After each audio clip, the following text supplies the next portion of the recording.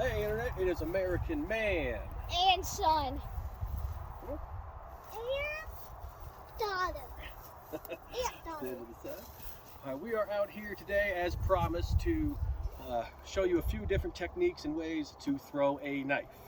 A single-bladed knife, not a throwing star, not an axe. This is for a very specific, normal throwing knife, as promised.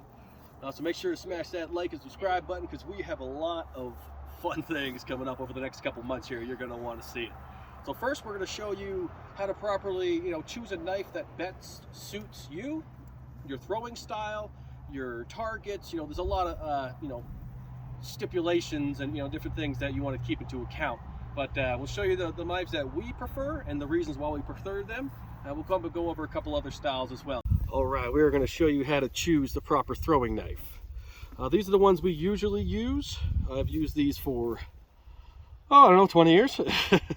I've bought in several different versions of them. I mean, they come in a little carrying case here, different colors.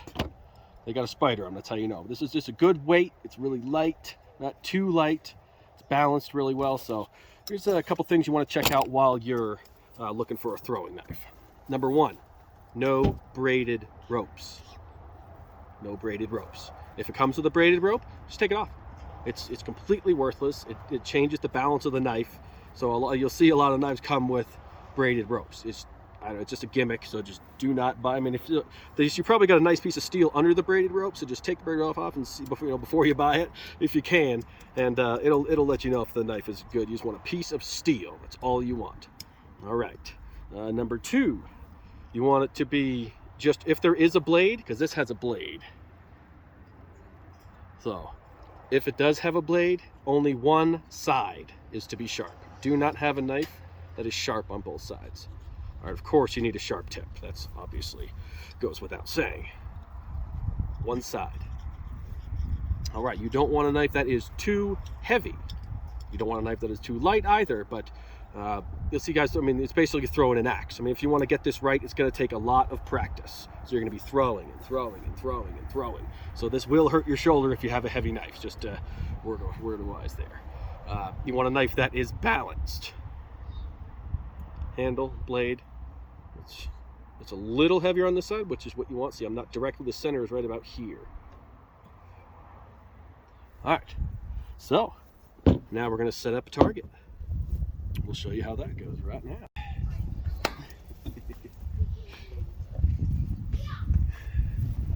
All right, there are many methods and styles for throwing knives, but we're going to show you the traditional standard rotation mode. That's the most common throwing knife method that there is, so figured we'd start with that at least. So standard rotation is what it's called. So if you throw it from the blade, it does a half turn. If you throw it from here, right next to it, from the handle, you just let it go, no rotation. There's methods to do that from farther back, but we'll cover that at a later date. So we're just going to do the standard rotating mode. So from right up here, right here, it does a half rotation. You throw it from the handle back here, so it does a full rotation. And you can go back further to rotation and a half, 2 rotations, and so on. So a very important part of this that I have to keep reiterating with the kids is the stance. There are several different ways to stand when you're throwing knives, but there's really only one that I consider, because it's natural to the body as well. So it's just much easier, I think, is to stand like you're going to throw a baseball or a softball or something over the head. That way you already have the momentum. You're swinging this arm, you have the momentum, and you pull it through. Ain't that right? That's right. So, and it's the most easy, so it's not as hard on your shoulder, because like I said previously, you're gonna have to do a lot of practice, because this isn't something that you're just gonna pick up. It's not a throwing star. It's not something that sticks every time. It only sticks in a very small amount of cases. From here to here, what is that? Probably 35 degrees out of 360. So what are your odds if you just throw it blindly? So this is the process that you're going to do. All right, so apart from the stance, I'm going to back up a little bit here. All right, so I'm going to throw over here. So I'm starting like this with my left foot forward, but you can start like, you can walk forward like this and do it if you want to throw it really hard, but this board is actually really, really hard. We just built it, we just put some bullseyes on it, so it is really hard, so I will have to throw the knife reasonably hard for it to even stick, even if it hits perfectly. Right, so like this.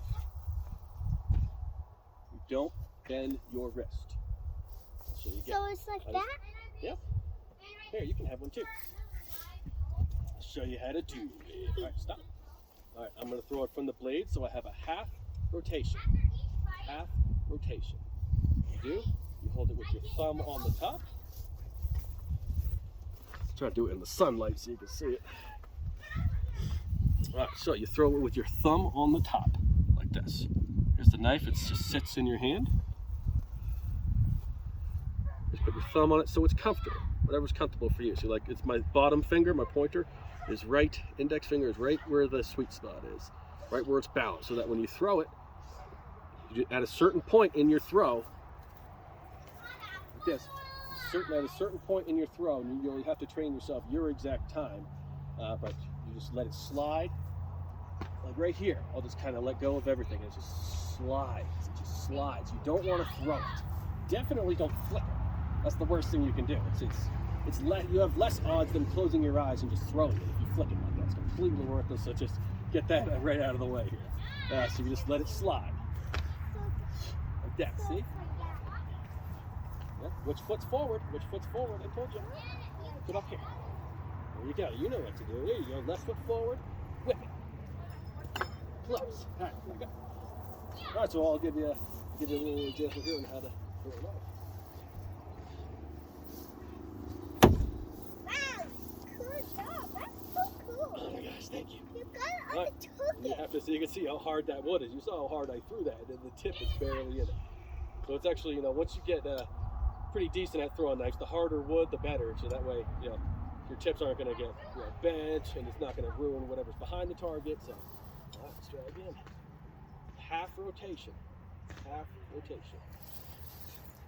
See, I'll walk up to it so I can throw it hard. See that one hit like this? That means it was too much rotation. It did 1 3/4 rotation. So that means I need to get a little closer. So I threw it from right here. Now I'm going to step up a half step. Do the exact same thing. All right. I'm just gonna wait for you to give me done. Nice. Yeah. Oh, you want me to get that one? Not yet. So one of the most important things about throwing knives is that you want to kind of compare it to a golf swing. A golf swing, you just do the same thing every time. Every time you just change your clubs. So it's the same thing. Once you get used to it, you don't break your wrist, you get a comfortable throwing stance, you get a comfortable throwing motion. Keep all of that. So then at that point, once you actually get used to throwing it, then you move, you change where you are in relation to the target. That is the proverbial club change. See, this is a pitch and wedge. This is a 7-iron. This is a 2 wood, and then the driver's back there. So that's your little little golf analogy there. So keep your stance, your throw, your release point, keep everything the same. You just change how close you are to the target. Hey, can I see that one, baby? All right, so I'm going to give you a good example of that. So right now, I'm going to stand right next to the target. Oh, also, side note, when you're holding knives, hold them like this. If you hold it like this, you're ready to go to the hospital. Throw it, you let go. So, dull. Okay, get that out of the way. So for example here, I'm gonna throw it like this, and I'm gonna step back, and I'm gonna show you each progression. And you watch how my throw is the exact same. Nothing changes. Only thing that changes is my distance to and from the target. All right, a good way to solidify the golf analogy with you by keeping your stance the same, keeping your throw the same, your progression, your release point, keep everything the same. A good way to show you that is to come up here and do a no rotation throw, a half rotation throw, and a full rotation throw. That way you'll see that my stance My throw, my release point, everything is the same every time. It does not change. So that's why I'm using the golf analogy here. All right, no spin. All right, so now I'm gonna throw it from the blade. Sharp side, you grab this side. This is the sharp side. You obviously don't grab the sharp side. This is gonna be a half rotation, like this.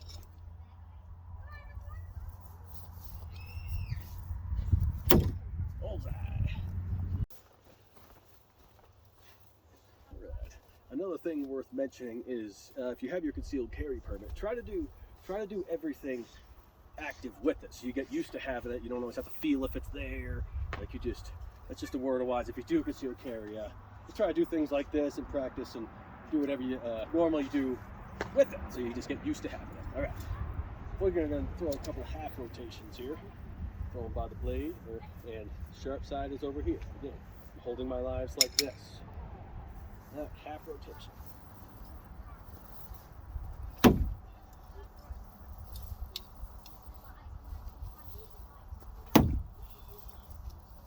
That board is hard. I'm whipping these things. That's why you want a light knife so your arm doesn't get tired. Throw some with no rotation. That's why I'm so close. Just release it, slides. Like this.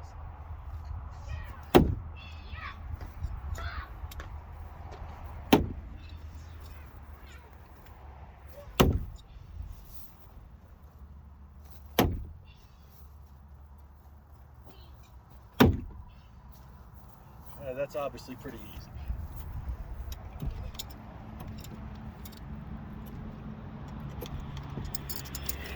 Now we're going to do half rotations.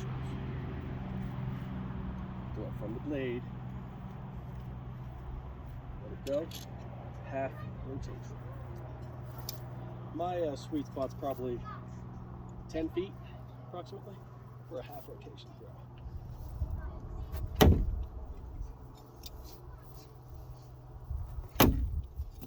I'm going to hit like this. So I need to step back a little bit to get the rest of the rotation to finish.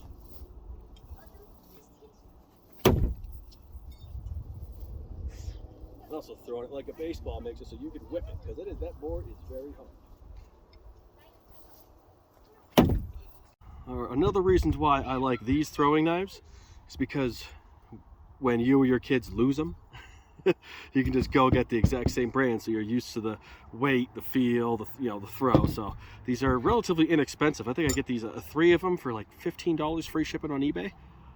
I'll try to share the link with you, but that's one of the main reasons also why. So you want a blade that is all steel, no braid, one side blade if any, sharp tip.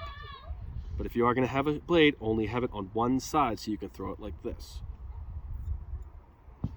And a blade that you can repurchase. So if it's something that goes out of style or out of stock for good, or they stop making the style of it, that is not going to be beneficial for you, because you're going to have to relearn the weight, the throw style, the release point, the puncture depth. There's a bunch of different stuff that you have to take into account. So just get a piece of steel. You want it to be hard steel, but you want to have a little bit of give, because you're going to be whipping these things around. They're going to be hitting on the ground, on cement. If you're going to throw into hardwood, it's going to, you need them to be sturdy enough but flexible enough. So you can be your own judge when it comes to that. But that's another reason why, because the 2 kids, we're coming out here, we throw knives all the time.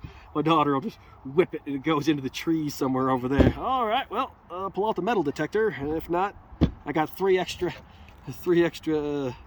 packs of them. They're $15 each. Just go buy 5 or 6 of them. They're sweet. It's easy. They'll last forever.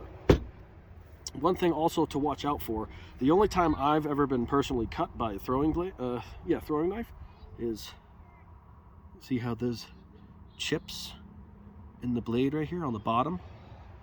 Burrs, I think they're called. Yeah. So you're not going to throw them by the blade anyway. You throw it like this, but sometimes it can slide out of your hand, and you just you drag it along that, and the burrs will catch you. So that's one thing to watch out for. That's why you always throw it blade in if you have a blade at all. You need a sharp tip, and that should be pretty much it when you're considering a throwing knife. There's not too many things to take into account, probably about 7 or 8. So, but as again, it is your preference, what works best for you. I'll show you some more half rotation throws, throwing from the blade. 10 feet.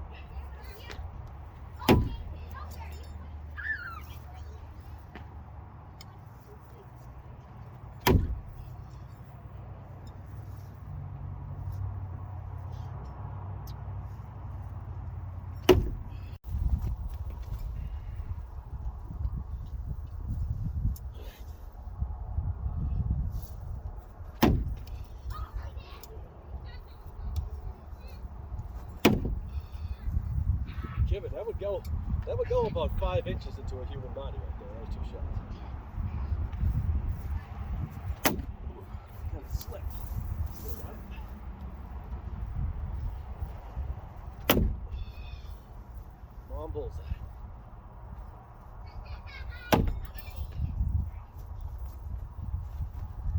That's how you throw knives.